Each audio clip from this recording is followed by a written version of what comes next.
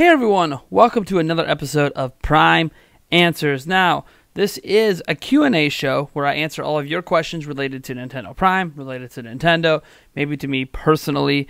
And before I get into those questions that were gathered from the past week, both from last week's video, a community post, and a post on Twitter. Also, in the future, it'll also come from a post on Patreon. I also do kind of start every single episode with kind of like a state of Nintendo Prime, which is where I just go over some things, some thoughts I have on where our content's going, how things have been going lately, and all that stuff. And, you know, it's a little unique today because we are coming up on the end of 2018. There's one more Prime Answers episode, which is probably going to be dedicated to, well, there'll be some questions in it, but I think a large portion of it is just going to be talking about Nintendo Prime, like recapping the year. But I'll get more into that in a little bit. First, I just want to say happy holidays, Kwanzaa, Hanukkah, Christmas, or whatever it is. This is the Prime Answers episode coming out a few days before Christmas lands for me. And if you celebrated Festivus, that was like a day or two ago. Yeah, that completely made up holiday. I want to ask you guys some questions myself this week. And one of them is for Prime News. Now, for those who've never seen an episode of Prime News, it's where I stand up and I give you guys, usually at least 5 news stories. I usually do it twice or 3 times per week. And it's kind of a rapid-fire series. And it usually lasts between 10 and 15 minutes. What I want to ask you is, do you think I should continue doing Prime News? And I ask this because I've noticed that although our most recent Prime News episode actually did very well, hitting 2,000 views, our Prime News episodes are usually a lot lower in view volume than a standalone story. So as an example, if I were to take the Super Smash Bros. Story of 5 million sales in 3 days and made that its own video, it might have even got more views than the last Prime News. In fact, that headline alone might have been why that thing got more, got 2,000 views, is because that was part of the headline. So I wonder if Prime News is something you guys value enough for me to continue to do. It is one of the most intense editing sessions I have, usually the day that it comes out, because it's recorded and edited in the same day. And it's obviously a lot more intensive to cover 5 different stories, change the graphics up, get gameplay in, or whatever I need to, create the quote images or whatever to fit it. So it's always something that I'm playing around with, and I really want to know you guys' feedback on if Prime News should stick around as we head into 2019. Again, it's a show I enjoy, which obviously comes first and foremost, so it's not something I want to put on the chopping block, but as I'm considering different shows and different things I want to do with Nintendo Prime, some more original content, it's come to my attention that, not that something has to go, but that potentially I need to think about what is a more productive use of my time. And right now, with Prime News, I'm just not so sure it is the most productive use of my time at this channel when individual news stories get so many more views. The problem, obviously, if I get rid of Prime News, is that means less coverage of some smaller stories, some indie games, that Travis Strikes Again stuff I covered. That might not get its own video, but I think one of the big issues I probably have with Prime News is I don't want to be redundant. Does that make sense? There's a lot of channels. I'll give you an example. One channel that's basically around my size is Player Essence, and he has PE News, which is a very similar news summary. He puts 2 to 3 stories or whatever per episode. Sometimes he gets 2 of them out a day. Then you also have, obviously, Spawn Wave, who's a lot bigger channel now. I think he just hit 200,000. He is, doing this, every single day in the morning. Now, he covers more than just Nintendo, although Nintendo stories seem to be in his headline every day, because I think he just knows a large chunk of his audience is there for Switch coverage. It's just a very interesting thing for me to think about, not wanting to necessarily deliver content that you guys can get elsewhere, maybe even at a higher production value or on a more regular schedule, because Prime News has never really been able to stick to a regular schedule, because the idea with Prime News is there has to be enough, big enough stories to do a Prime News. So the Prime News, I originally wanted to do it 5 days a week. Then I said, you know what, it makes more sense to do it 3 days a week. And then sometimes there's not even enough big stories to do that. So it's always something that I'm not sure what to do with it, because it's a series I really, really enjoy. And I literally built part of my studio to be specifically for Prime News. And I find myself a little conflicted when individual news stories are getting way more views than one of those Prime News episodes. So that's just something to consider, something I want you guys to think about. Let me know if there's ways I can improve the show, if the things you think I can change up with the format of it to make it stand out more. What can I do differently to make it matter more, and all that stuff? Or is it just you think I should just put it on the chopping block, focus on the individual stories and the original content? You guys let me know what you're thinking on that front, because I honestly don't know what I'm thinking, and I have the next 10 days or so to kind of figure this out, what I want to do with this series heading into 2019. Next up, I mentioned before how we're going to do top 10s and top 5s. Right now, these are not going to be like a regular thing. They're just going to happen, basically whenever I feel like it. So not weekly, not necessarily even monthly, but I do want to have them.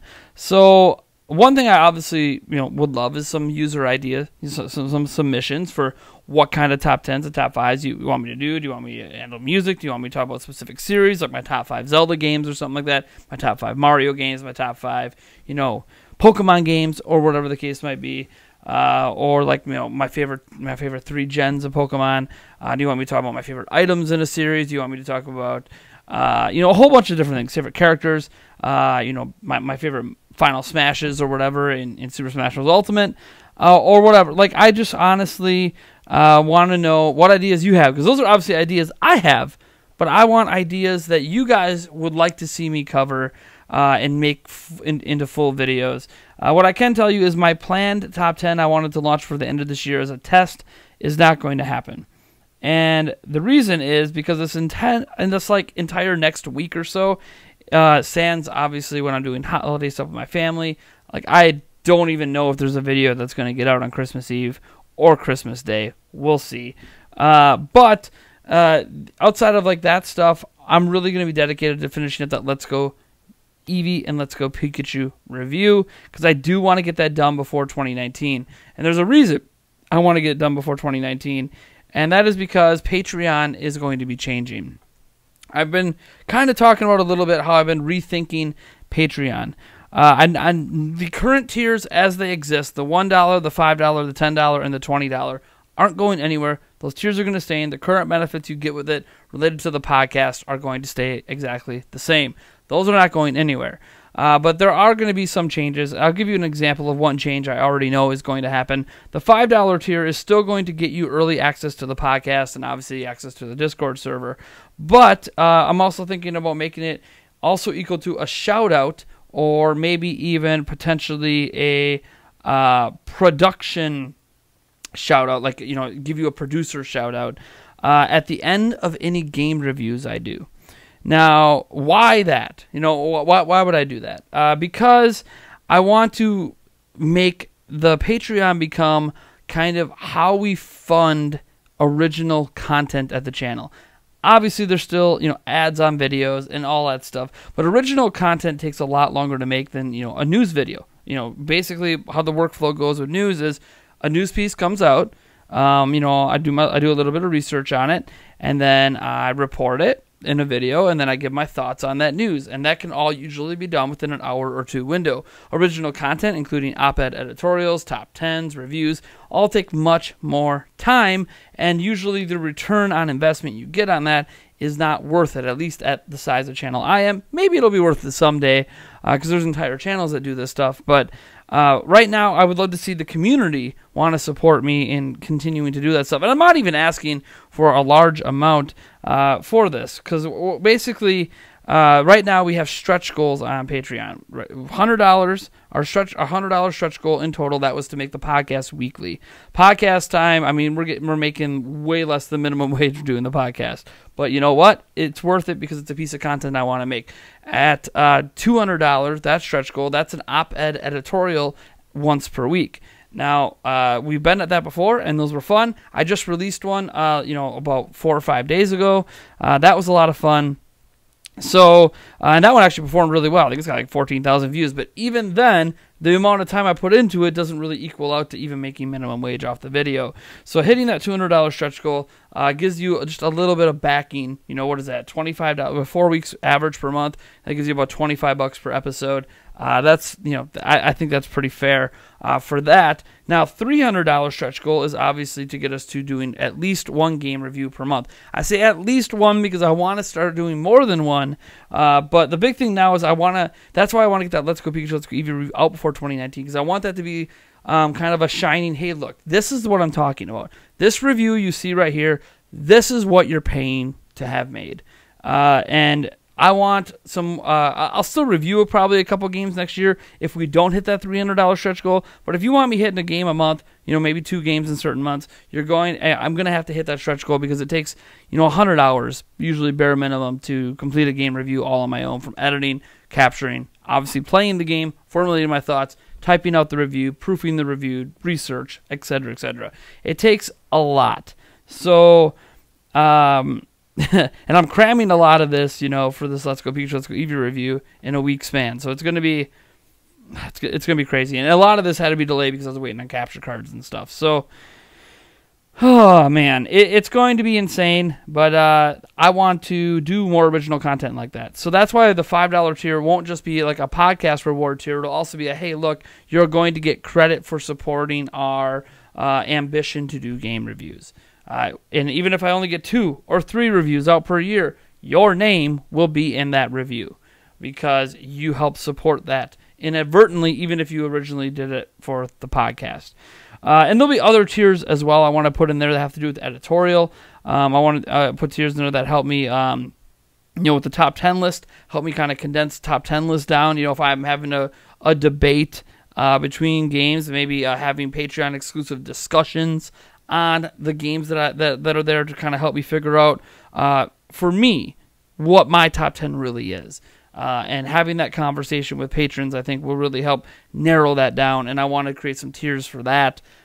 So right now, I am looking at adding at least one new tier, and then adding new things to the other tiers that we currently have. And then adding more stretch goals. Right now, the stretch goals are pretty understandable. We hit $200, you get that op-ed editorial, you know, once per week. We hit $300, you get 1 game review per month at least. But I want to add stretch goals after that at the $400, $500, $600, $700, $800, and $1,000 goal. And those stretch goals are basically going to be budgeted out, where each $100 added in is basically the quote-unquote budget for that next type of content. So as an example, I can tell you right now, the $400 stretch goal will be weekly top 10, top 5, top 3, etc. kind of videos. Again, you know, that would be a $25 budget per video. So that's kind of the way I am looking at budgeting things. Now there'll be other things in the future as well that might just be increasing what we're already doing. To give you an example, you know, I was thinking of making our $500 goal be 2 op-ed editorial videos per week instead of 1. Catch my drift? I also thought about making the $1,000 goal to create a live show of some sorts, but we'll get into that. There'll be more talks about that next week as I finalize some of these stretch goals and kind of make this Patreon be more than just about the podcast, both in the individual tiers and also for the stretch goals. I don't know if this is going to do anything to increase our patron count in 2019, because our patron count's been pretty stagnant here in 2018. But I would like to see, you know, we have such awesome community support. I mean, we have several people who super chat and donate who are not like patrons, and I really want to push people to Patreon. There'll also be some updates to the YouTube members as well, because now YouTube's enabling me to do more things with the memberships, where it's like $5 a month on YouTube, and you not only can get emojis, but I can add some other features as well. And so I'm going to be looking into all of that for next week's Prime Answers. So kind of stay tuned, and we'll see what comes of all of that. I also should note, I kind of lied in saying that the entire next week will be dedicated to getting that review done, because there'll be other content being made, of course, but it'll be more of the quick make news variety ones. However, I will note that we do have a sponsored video Carnival Games. So we were making our first ever piece of fully sponsored content. Now, I'm not saying that there's never been a sponsor in a video before, like, oh, this video is sponsored by blah, blah, blah. But, like, that sponsor is usually unrelated to the content, right? Like, we had a VPN sponsor for a video. Had nothing to really do with the content. It was just a, hey, someone paid for an ad, basically. They paid for a mini commercial before the product. That's different this time around. 2K Games reached out to me, made me a monetary offer to create a Prime Family video related to Carnival Games. So we will be doing a Prime Family video that will feature all 3 of my children, my fiance and myself. I don't know how long the video is going to be yet, but we're basically going to introduce ourselves. We're going to play Carnival Games. We're going to kind of splice it up into the best moments. So it'll kind of be like a highlight reel of our play session with Carnival Games. And that's going to go up as a new Prime Family episode. So that should be good fun. And again, it's the first time we've ever dabbled in sponsored content like this. Now, I do want to note that I'm very careful when it comes to sponsored content because in this regard, what an ad, a sponsor that helps support video content, fine. But like one where the entire video is about that sponsored content, one, it will be disclaimed at the very beginning of the video that this has been. This is a promotional, this is a sponsored video by 2K Games. So first, there will be complete transparency with that at the beginning of the video. And two, any time a sponsored video like this happens, I will not ever review that game. So as an example, if Nintendo reached out to me and said, hey, we want to sponsor a live stream. We want to sponsor a standalone video about Animal Crossing next year, which would be an amazing sponsorship, getting the game early, being able to do some cool stuff with it, and they paid me $100 or whatever it was, right? Well, I would in turn not review that game because obviously there you could argue there's a conflict of interest for me to review that game when I was also paid to do a specific sponsored video about it, right? So that is one thing I will always dedicate myself to, at least I hope that I always dedicate myself to not making reviews of things that I have been sponsored for. Now, I wasn't planning to review Carnival Games anyways, so that's not really an issue. And you'll obviously know if I like Carnival Games a lot because if I end up live streaming it on my own whenever by myself without anyone around playing with me, you'll know I must have enjoyed it. But I'm not really going to review it or anything. There'll be a link to buy it in that video as well. And if you like what you see, maybe you enjoy it and you get it. But just know that it's a sponsored video, so you're just going to get the highlights. You're not going to get the lowlights. And if there is even any lowlights, maybe there is no lowlights, and it's not an issue anyways.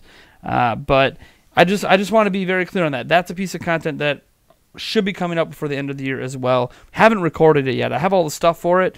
I just have to finish setting things up and cleaning my office and all this stuff to make it look all professional and pretty. And that's kind of another video that's going to be happening before the end of the year, hopefully. Or maybe it'll be a video that kicks off the year. I don't know. But I probably want to get it out while the game's actually, I think, half off right now. So that just for complete transparency there. I don't really think we're going to get sponsored for a lot of content, but this is one of those things, if it goes really well with 2K, then it's possible 2K themselves could sponsor me for future videos, which would be pretty cool. It also means I might never review a 2K game for Switch, but we'll see. This could just be a one-off thing and it never happens again. But let's see here. What else did I want to cover here? I did the more stretch goals. And all that stuff. So I think that's it. I think we'll just get into your questions. We had 2 questions over on Twitter. The first one comes from @JRolandNeb. He says, do you think there will be a direct in mid-January? I feel like there has to be sometime like January 9th through the 18th for more spring info. So Nintendo has kind of done a spring or an early year Nintendo Direct in the past, including in January. So do I think there's going to be one? Sure. I think with all the momentum Switch has, then coming off the launch of New Super Mario Bros. U Deluxe, and then heading into Travis Strikes Again, somewhere between those 2 games releasing, I think there is going to be a Nintendo Direct, kind of detailing out what's landing in February, what's landing in March, what's landing in April. January, February, March, and April. I think they're going to hit in that January Direct because we have a lot of games that are Q1 of 2019 or spring 2019, but we don't have dates. And I feel like they have to have a direct early in 2019 in January to give us an idea of what the roadmap is after January. And there's a lot of things we don't know as well, like what new games are we getting added to the online service.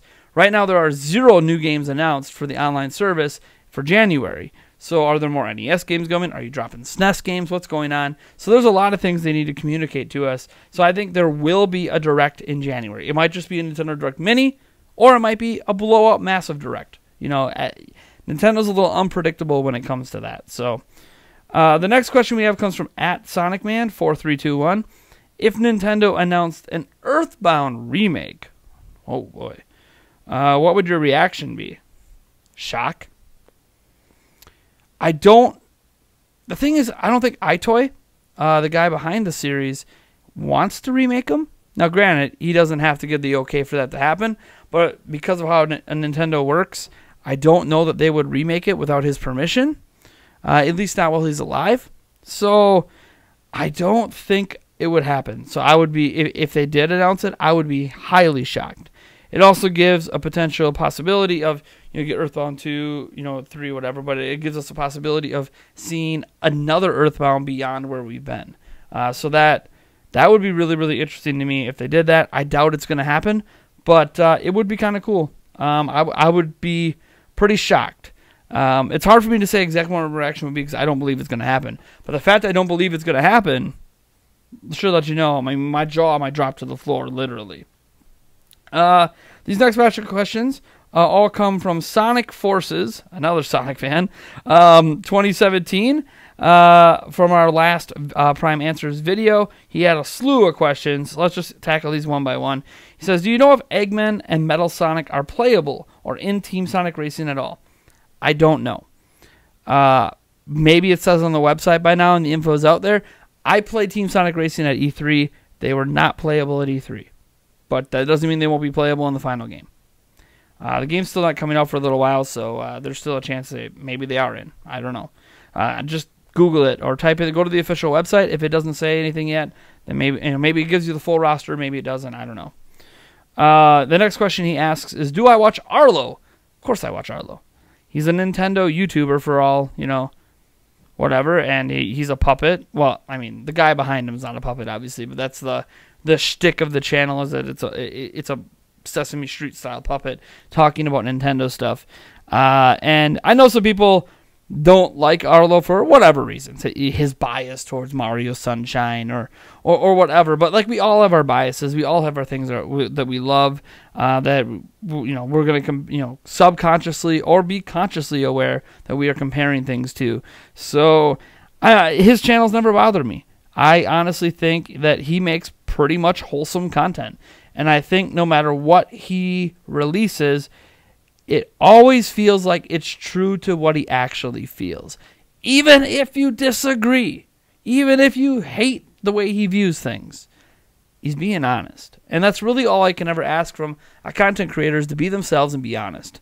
And while he's not literally himself because he's got this personality in Arlo, it's still, I think, his original thoughts on how he actually feels about Nintendo stuff. Just like I give my original thoughts on how I think about Nintendo stuff. So I have a lot of respect for that channel. I'm always entertained by his videos. His Breath of the Wild review is one of my favorite Breath of the Wild reviews on the internet. It's like, what is it, 8-part series, a 9-part? I don't even know. It's crazy.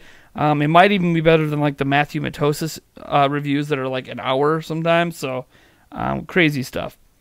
Next question he says is, do you think Minecraft should go all digital on the Xbox 2 and PlayStation 5?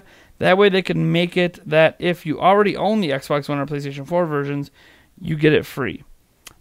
It won't happen yet. If Xbox 2 and PlayStation 5 have physical media, it won't happen yet because, I mean, look at what's happening in Japan. One of the top-selling games in Japan every week is Minecraft on Nintendo Switch. And the Japan sales data we get is physical only. So there's too many sales for Minecraft physically to ditch physical. So no, it's not going to happen. Now, could they let you transfer your account and ergo not have to pay for it again and get a digital copy? Maybe. But, I mean, they're in the business of making money. Reality is, you're going to have to buy it again. So, All right. The next batch of questions, about 12 of them or so, come from, or 11, I think, come from Community Post on our YouTube channel. The first one comes from Zelda42513. Another slew of questions here.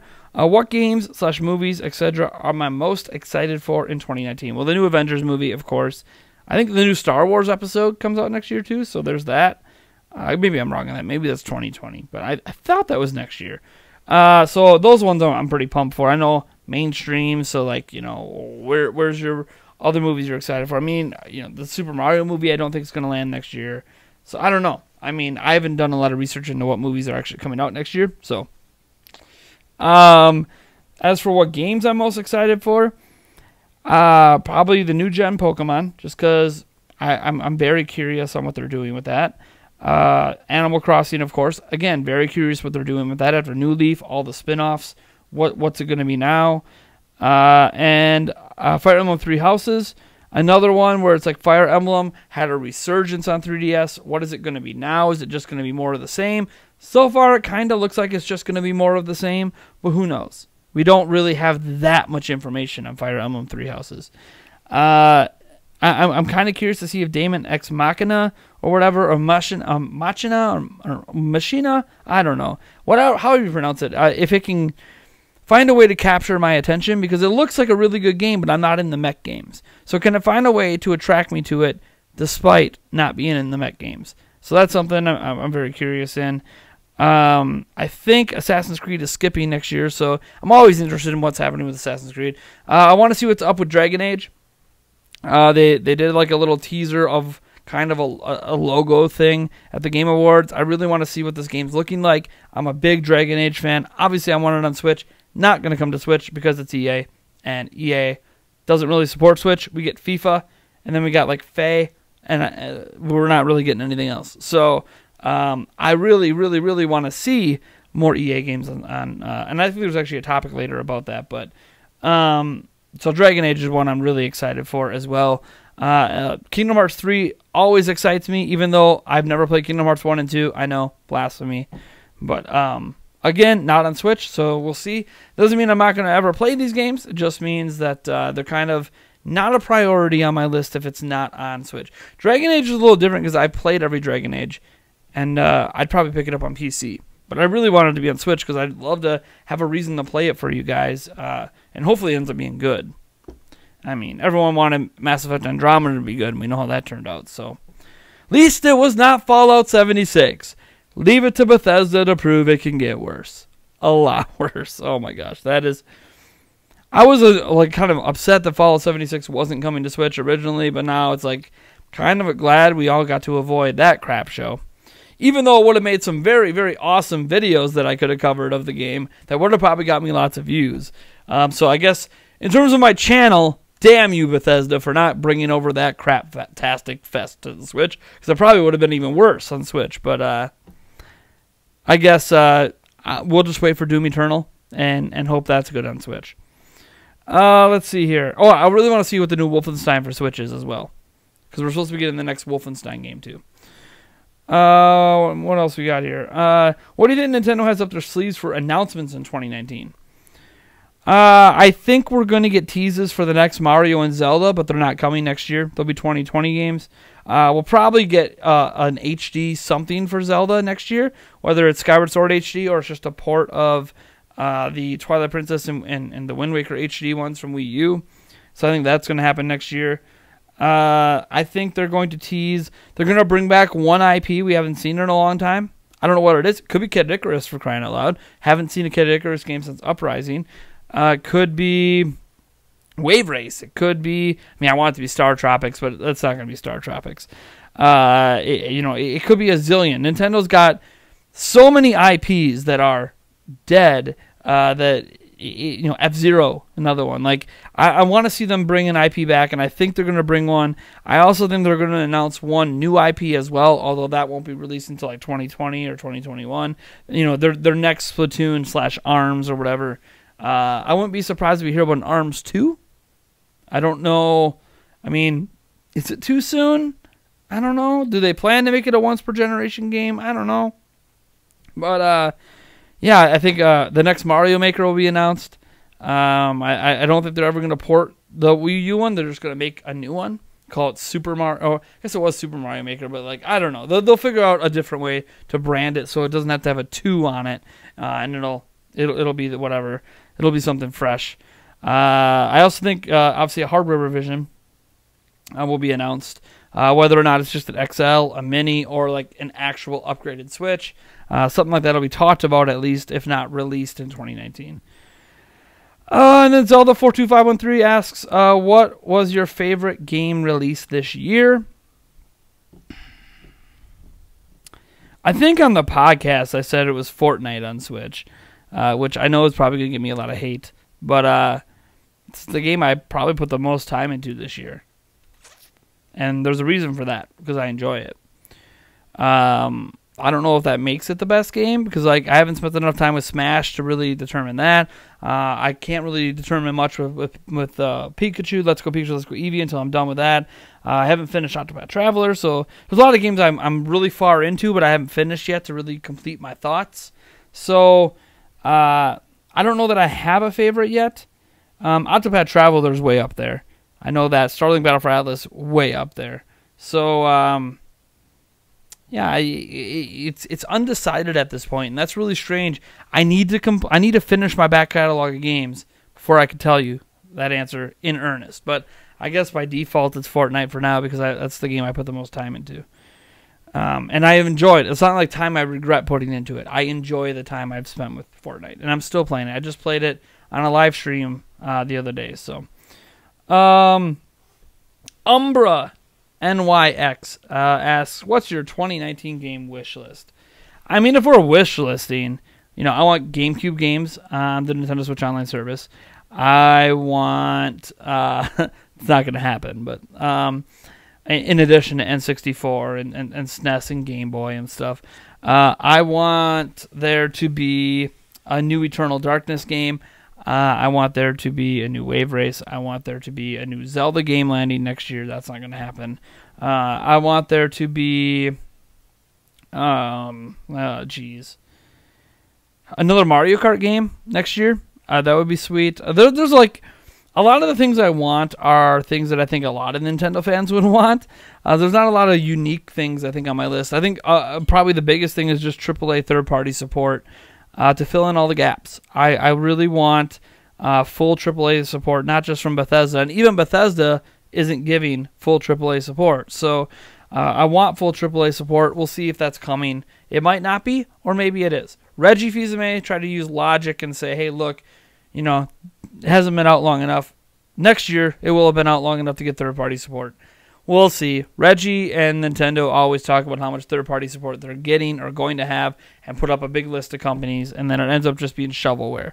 So we'll wait and we'll see on that. The Menando's Power says, how old did you have your six-pack? How long did you have it? And was it utterly ripped, as people say? I had a six-pack from the age of 17 to 18, so about a year. Which basically spanned the summer before my senior year of high school through my senior year of high school to like just before I turned 19. I turned 19 like a month after high school, and I started losing my six-pack probably like 2 to 3 weeks out of high school, because you have to maintain that, and I wasn't working out anymore. Like as soon as high school was done, I was done with high school sports, I stopped working out. So like six-packs are really hard to maintain. It wasn't like completely, utterly ripped. I mean, it wasn't, it wasn't like a bulging six-pack like you see on some people, but it was a well-defined six-pack. I'll say that. I was skinnier. I didn't really have a lot for pecs going on. I didn't do a lot of upper, like I could bench like 250, which for me at 5'5" is great. But I didn't work a lot on the chest area. I worked a lot on my core, and then my legs and my glutes and all that. I worked a lot on that stuff, and for all the sports I was in, because my pecs really weren't a big deal. Once I stopped, once I wasn't playing football anymore, American football, I didn't really care about this area right here. It still was, I guess you could say, chiseled. I don't know. It really wasn't chiseled. Probably just defined up here, but it wasn't anything to write home about. But I definitely, I had a six-pack, and what was cool about it, the only evidence I still have of it is I was Jesus in Godspell, a musical. I went to a Catholic school. We did Godspell for the musical. I was the leading role, Jesus, my senior year. And there's a point in there where I take my shirt off. And this is the point where, Jesus is going to get hung on the cross and blah, blah, blah, and get crucified. Well, the thing is I had my six-pack then. And some people even whistled out of the crowd when I took my shirt off. It was kind of weird. I didn't know if it was like high school kids or parents. I wasn't really sure what was happening. And I wasn't really a ladies' man, so I didn't really, I don't know. I guess I didn't really pay much attention to it. But thinking back on it, there is video evidence of it from that show. But unfortunately, the video is like 360p or something like that, so it's really blurry. This was back in like the transition between VHS and DVD kind of thing. So like it really is not high quality. Smart devices did not exist yet. Those came out in 2007. This was in 2005.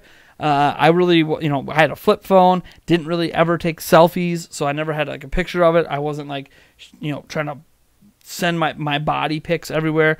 There is a pic of it somewhere that I took and sent to my girlfriend at the time, where I had my shirt off. However, I don't know if she has it anymore because that's on a super old phone, and she's married now and has kids. I'm sure she doesn't have that picture anywhere. So reality is I don't have any photo evidence of it. I have photo evidence of me from high school, me being in shape and skinny and, looking way different than I do now.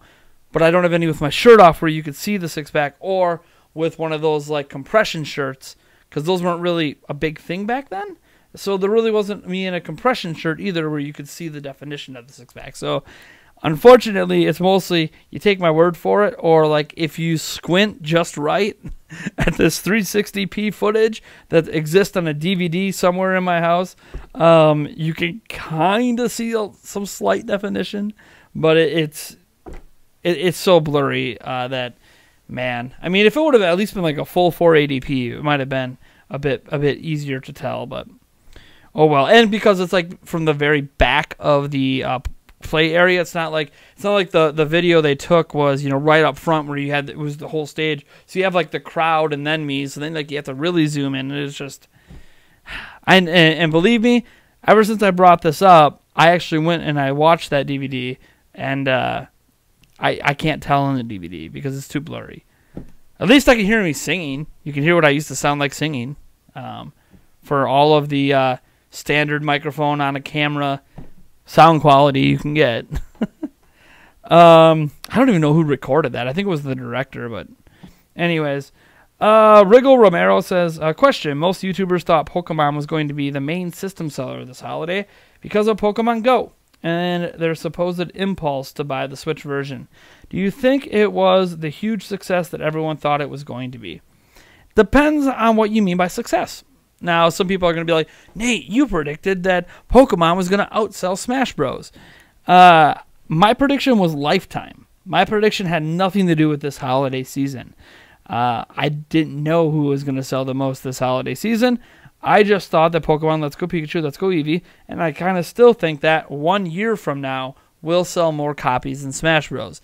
But I don't know that Smash Bros. Itself is going to sell less copies overall than Let's Go. So I think once the new generation hits, Let's Go sales are going to kind of dip, and dip hard. And because of that, I think Smash Bros. Is going to have longer legs and ergo sell more copies. And Smash Bros. Is already starting with a lead in the first place that it might never relinquish in the entire lifetime of the game being out there. So I think the big thing to see here is they got to remember, everyone sees the Smash Bros. Sales and they are now saying Pokemon was a failure. The Smash Bros. Sales are something Nintendo has never seen happen in the history of the company.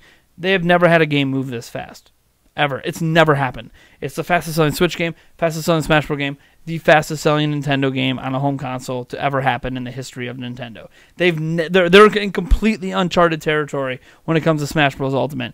Nintendo didn't see this coming. There's no way in heck any of us really saw this coming. That being said, let's not forget that it was just like 3 weeks before Smash hit that Let's Go Pikachu, Let's Go Eevee was the fastest selling Nintendo Switch game of all time. faster than Super Mario Odyssey, faster than Breath of the Wild, faster than Mario Kart 8 Deluxe. So does that make it a failure? I mean, it's over 3 million. It's probably going to hit 10 million. Is that a failure? Is that bad? I think those are pretty good numbers. If you remember, one of my original predictions for that game was for it to hit, 10 million. So if it hits the 10 million, I know there was like that report out there, that extrapolation that projected it could potentially hit 30 million worldwide. I absolutely don't think that's right, but 10 million, I think that's good. Now, in terms of, I still think it could potentially become the best-selling remake ever released, potentially, but it's got a long ways to go. So we'll see.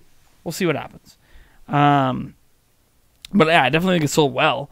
There's no way in heck I can look at those Pokemon Let's Go Pikachu Let's Go numbers and be like, oh, so you're not the fastest selling ever. You're only the second fastest Switch game selling ever, and potentially going to be the number 2 best selling Switch game behind Smash one day.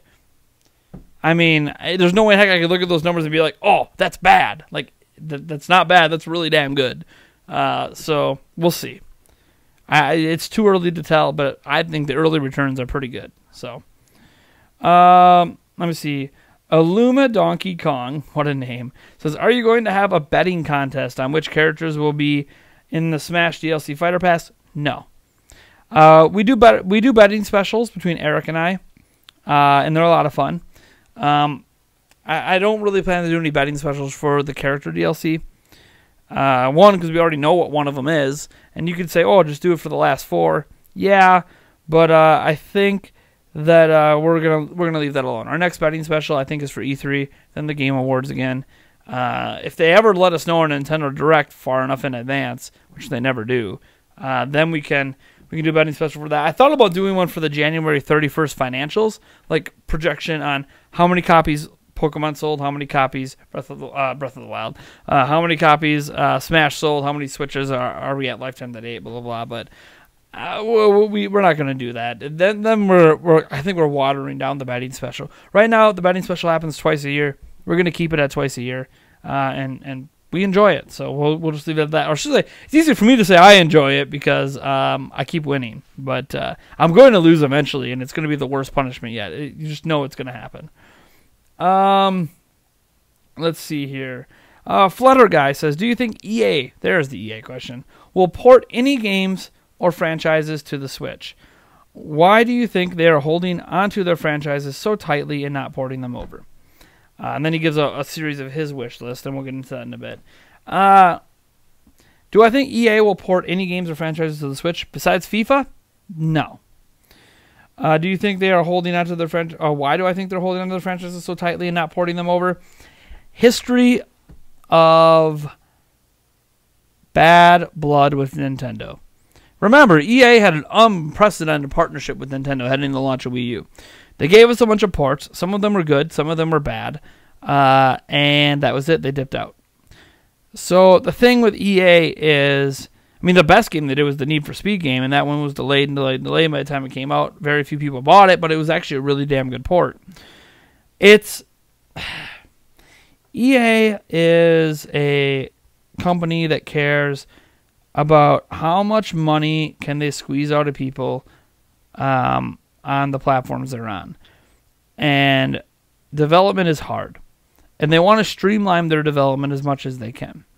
So what do I mean by that? When they consider making a game, they look at all of the variable factors. Okay, what are the platforms that have the install base? Obviously, Switch has an install base, so that's not an issue anymore. Switch has a significant enough install base to consider it. All right, so that problem's gone. Now, what are the specs of those systems when we're designing the game? Okay, well, the lowest spec system is an Xbox One OG. The highest spec system is an Xbox One X. PlayStation 4 and PlayStation 4 Pro are between the Xbox One and that. And then obviously you have PC. PC, they don't really worry about, because whatever they decide to do a console, they can just port to PC, and PC people can just deal with it. At least that's the way it's been. So that's how you determine that stuff. Then you have Switch. Switch comes in now, and now Switch is the lowest spec hardware.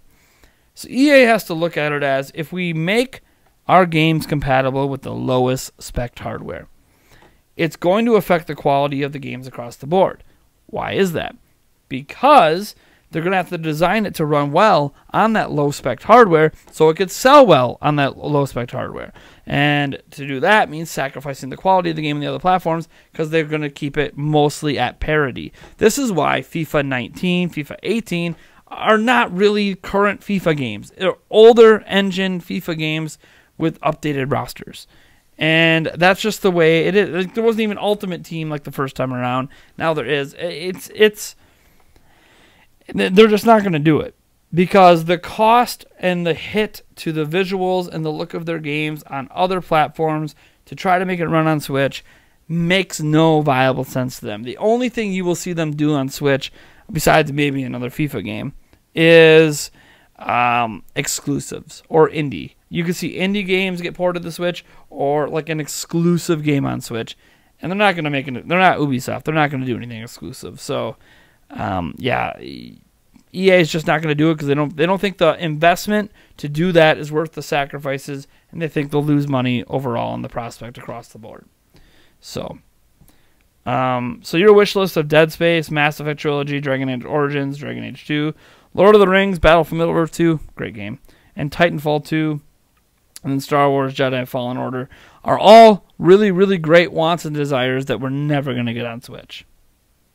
They're not going to make the sacrifices to put it on Switch, and they're not going to harm games across the board to make it run well on Switch. So, bottom line is, Switch to them isn't even a thought on EA's mind for 99.9% of the stuff they're doing as a business.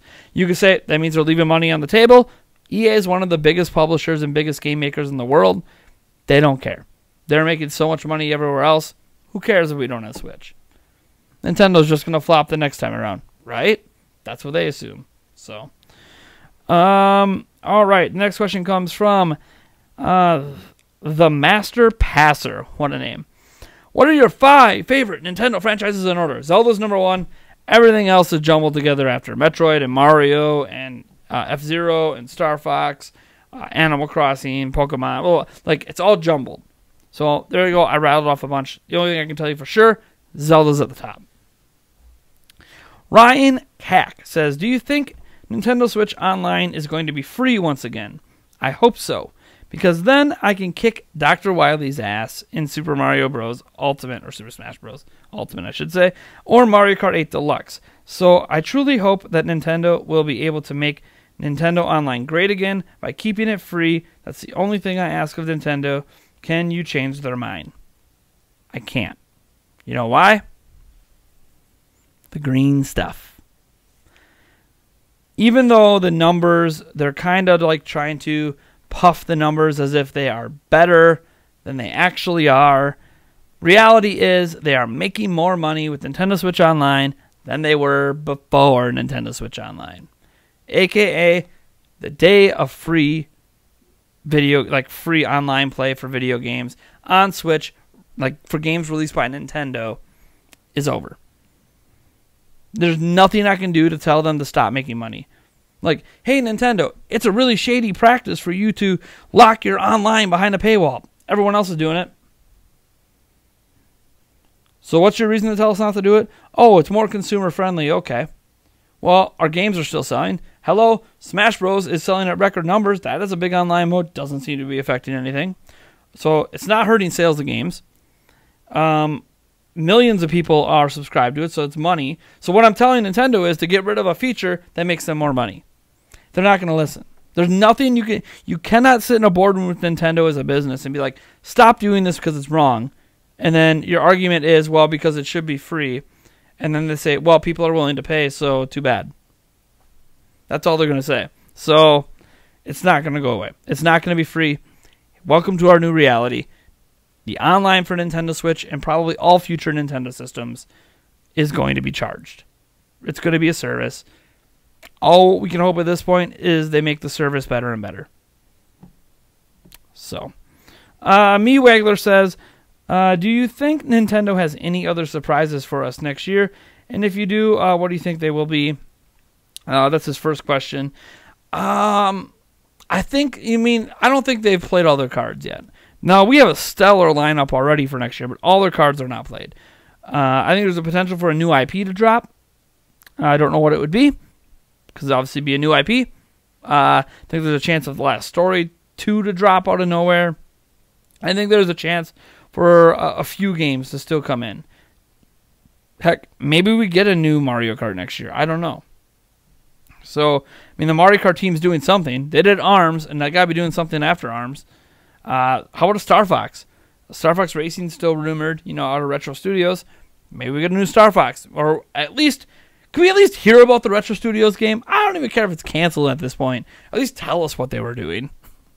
Like, please, I want to know. Then let me be disappointed, because it's almost more disappointing to not know that Retro Studios is doing anything than to know about a game they were making that they canceled. Like, I'd almost rather know about the canceled game instead. Your second question is, do you think Nintendo should start curating the eShop? Or in other words, start being stricter on what games are allowed to come and why? And he gives an example. I personally think they should, since shovelware just clutters the eShop, and let's be honest, who's going to buy a game like My Little Riding Champion? I don't know. Same people that'll buy it on PlayStation 4 and Xbox, because it's also on that. Like that particular game you brought up is literally on all platforms. I've seen some gameplay of it. It looks rough, but I guess it's sold okay apparently across the board, not necessarily on Switch. The problem I have when people bring this topic up is there's a major disagreement between me and the people that are critical of the eShop in terms of shovelware. Every time I go to the eShop, like 85 to 90% of titles on recently released on that top 50 aren't shovelware. Only like 10 to 15% ever are. And that's nothing. That's such a low percentage. I think what happens with the argument about shovelware and should the eShop be stricter? Stricter how? By telling all these amazing indie games, sorry, we don't want you because we don't have enough AAA games? That's what it feels like. It feels like the criticism is because there's not more AAA games, because the eShop is so full of indie games, it's all shovelware. But most of these indie games are amazing games. Amazing. And you might be like, well, why do we need 10 different versions of pinball? I don't know. Why do we need 50 platformers? But they still exist. They're still all great. All those pinball games, if you really like them, like if you like pinball, those are good virtual pinball games. They're not bad games. I think what happens is people's definition of shovelware has shifted over the years. So shovelware's actual definition, I'm looking at here on Wikipedia. It says it implies that the creators of this, whatever it is, this software, has showed little care for the quality of the original software, as if the new compilation or version has been created indiscriminately adding titles by the shovel. In the same way, someone would shovel bulk material into a pile. The term shovelware is current by a semantic analogy to phrases like shareware and freeware, which describes methods of software distribution. So the idea is basically taking a game from another platform or another medium. Let's just say Candy Crush as an example. Throwing it on Switch, but not caring about how the game functions on Switch. So say it requires you to flip your Switch vertically. Say it doesn't let you use the Joy-Cons, right? You have to only use touch controls. That's shovelware by definition because it didn't show any care for the original source material to make it run best on whatever platform it got put on. Does that make Candy Crush shovelware itself? No, but the implementation of it on that platform would be shovelware. There are games like that on Switch that were phone games brought over to Switch that take no care for the source material and making it work best on Switch, and as such, it becomes shovelware, even if the original game wasn't. So that happens. Shovelware has nothing to do with being a bad game. So you bring up this game that you think is horrible and an abomination, and My Little Riding Champion, right? By all accounts, it's kind of a meh game. It's not great. It's not like the worst of the worst. It's just kind of like there's a little crowd that might be into it, but that's about it. Like it's just whatever. It's a blah game. Let's call it a blah game. Heck, you want to call it a bad game, call it a bad game. But shovelware itself does not imply bad. Okay? Shovelware has nothing to do with bad games. It has to do with the implementation of games brought to the platform that might have previously been on other platforms. And now you might say this is weird, right? Because gamers' definition of shovelware, the way that we typically define it as, bunch of junk. But here's the thing. Most of the games on the Switch eShop aren't a bunch of junk. And we run into this issue where there is, I'm just going to call it straight out, there's anti-indie bias. There are people that own Switch that mock the eShop for the games it has because it's 90% indie games. As if that's a problem. I've heard people say it's shovelware and indie trash. Well, since when are indie games trash? It's fine if you're not into independent games. If that's like if you are just a hardcore first-party Nintendo gamer only, or if you only play AAA games, which I think if you're that kind of person, you're really missing out on some great experiences. Celeste, Dead Cells, Stardew Valley. I mean, need the list go on. And those are just like some of the big names. There's a lot of smaller indie games on Switch as well that are utterly fantastic that people should be checking out. But the thing is people look at that list and they're like, I don't recognize any of these games, or I could tell these are indie games, or I could tell that used to be a phone game, ergo, it's all shovelware trash. But that's not the truth. When you actually go through the games and you look at the screenshots and you watch the videos on them and you do the research, or heck, actually play the games, most of the time you find out those games are not shovelware. So I don't think the eShop's issue has anything to do with curation. The eShop's issue is that there's not enough balance. And I don't know what they can do about that. Because the only way to balance it out, like you just brought up, like the My Little Riding Champion, that's on PlayStation 4 and Xbox. Do you see PlayStation 4 and Xbox people, bitching that game is on their shop? No, because they have a better balance, because they get all of the AAA games. Yeah, you'll see My Little Riding Champion and some other game, or this indie game, or like this batch of 5 indie games in a row. But then right before and right after those 5 indie games, here are 3 to 4 big AAA games.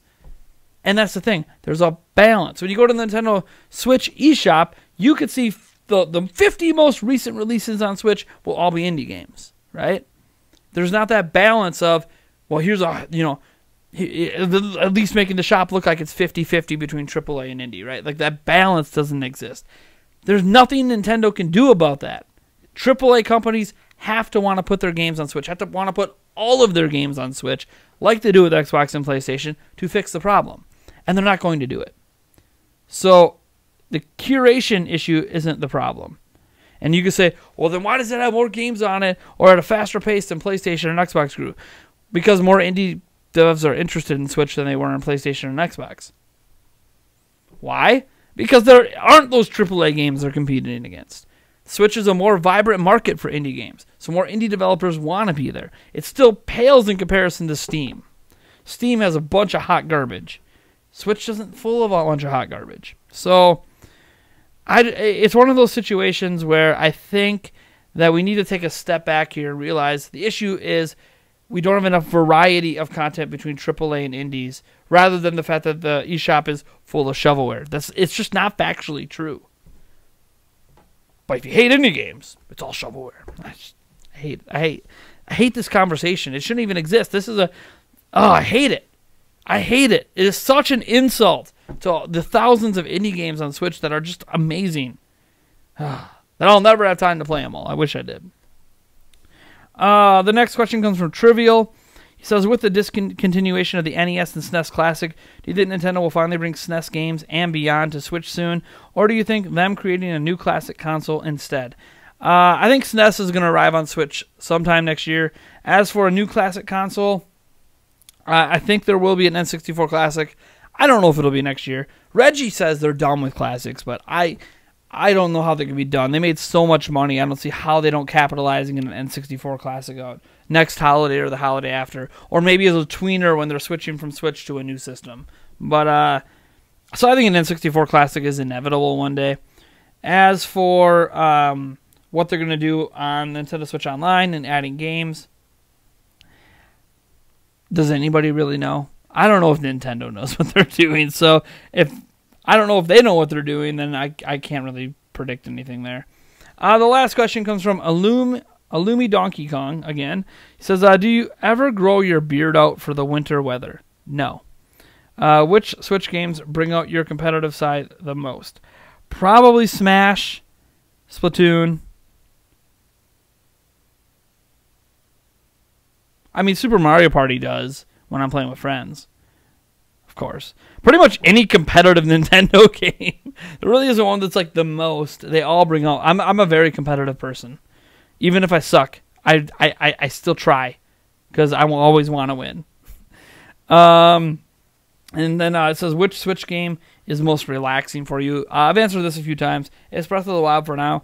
I mean, even if I'm frustrated, like say I died a Lionel or whatever, I could just go to a secluded part of the map, or like even on top of a tower, and just listen to the sounds of nature with that light music backtrack.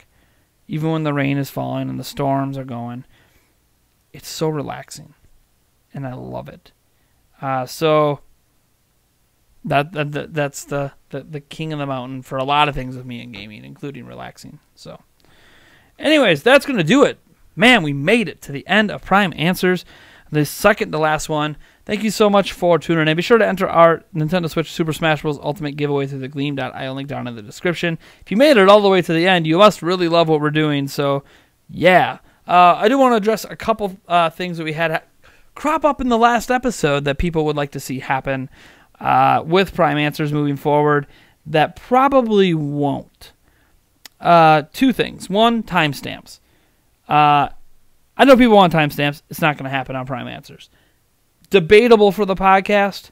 Not really debatable for Prime Answers. Why is that? Well, Prime Answers is designed to be an almost zero edit video. I throw my intro in. If there was a hiccup in there or two, like there was at the beginning of this one that you guys didn't see, I cut that out. And then that's it. And then I hit, put my intro, put my outro, render it out, throw it up. The reason that's the case is because I want this to be an easy to edit video. I want this to be a video I don't have to spend a lot of time on, because it's a video that goes on weekends. It's a video that that comes out during a period of time of my week where I'm trying to spend time with my kids and my fiance. So I don't want to sit in my basement in my studio working on this for hours on end.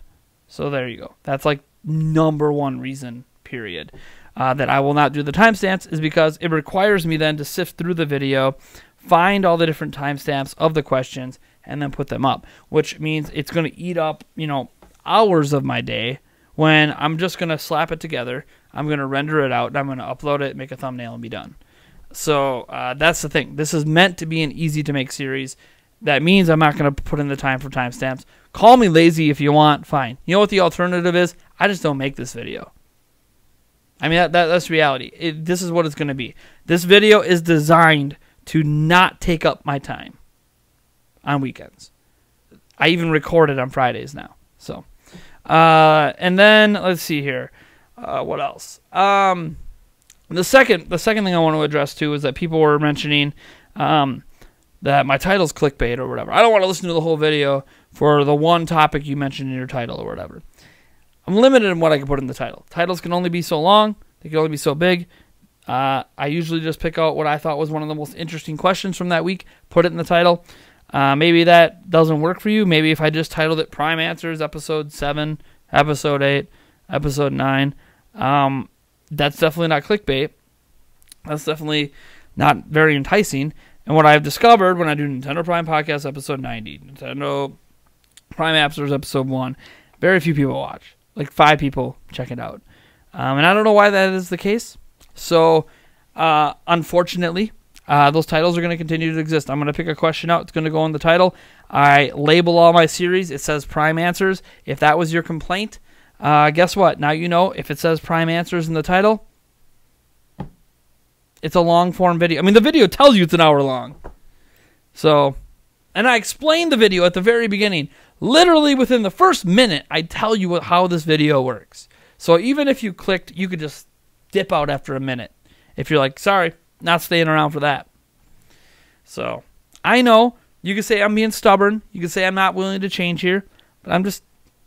That's how the series works. You don't have to like it. It's how my channel works. If you don't like it, I'm sorry. Maybe this just isn't the video for you. I have plenty of other single topic videos, by the way, that you can watch. Just this isn't that kind of video. So, all right, folks. Happy holidays. Catch you guys later.